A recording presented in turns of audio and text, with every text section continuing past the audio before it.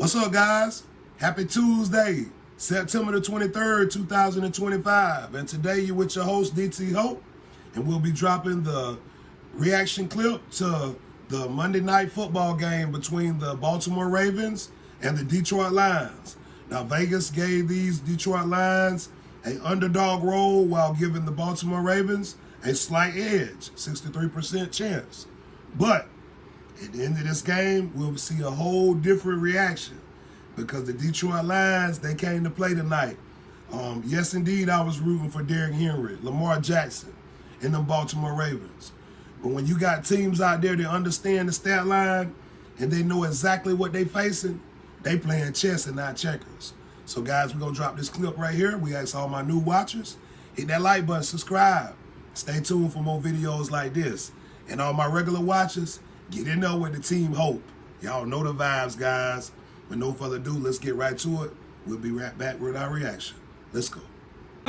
So, yeah, guys, y'all see exactly what them Detroit Lions did now.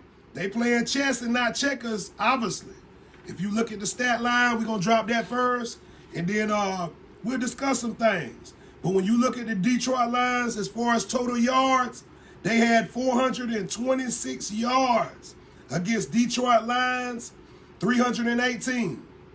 So they beat them out by 100 yards. Also, when you look at passing yards, guys, the Detroit Lions had 202 versus the Baltimore Ravens 233. The Baltimore did pretty good on that. But then when you look at rushing, Baltimore Ravens got beat 204 rushing yards by the Detroit Lions versus 85 yards. Can you believe that? For the Baltimore Ravens? Yeah, that don't make sense, especially when you got a running back there like Derrick Henry for the Baltimore Ravens. No. That ain't gonna cut it, guys. So they're gonna have to do some adjustments and figure out a better way to have a run offense against these Detroit Lions going forward in the future. Also, when you look at first downs, Detroit got the edge with 24 versus Baltimore Ravens 21. Then when you look at third down conversions, it was pretty much even right there. It was 50% between both teams. So nobody had an edge on that. And fourth down conversions, Detroit had the edge. They completed 3 fourth down conversions in this game to get them the victory versus the Baltimore Ravens had 1 attempt, 0 completions for fourth down conversions. Then when you look at total plays, obviously Detroit had 66, Baltimore had 54. They beat them in that as well. When you look at fumbles lost, Baltimore lost the fumble. Detroit lost none. And there was 0 interceptions on both sides. And then if you look at time of possession, Baltimore had 26 minutes and 12 seconds on time of possession versus the Detroit Lions, 33 minutes, 18 seconds. Guys, Jared Goff played well, managing his time, making sure these guys was doing what they needed to do on the offense side of the ball and preserving the defense. I think, quite frankly, this is why the Baltimore Ravens had 7 sacks on offense, because Jared Goff out there playing good offense and he's resting his defense. So you see how that worked? So when his defense do come on the field, speaking of Jared Goff, them boys rested. They ready to get a play in there. Yeah, get a highlight reel. Yeah, get in front of the camera and show out a little bit. And that is exactly what they did. Now, going forward, Baltimore got us a big game coming up. I'm going to drop that right here, and then you can look at also and see who Detroit is playing coming up in this following week ahead. Guys, this is going to be a great year. We got a lot to look forward to with these Detroit Lions. Most definitely. They was the underdog in this game. They gave the Baltimore Ravens a 63% chance to win this game. And quite frankly, being up in the series 5-1, I see why Vegas did that.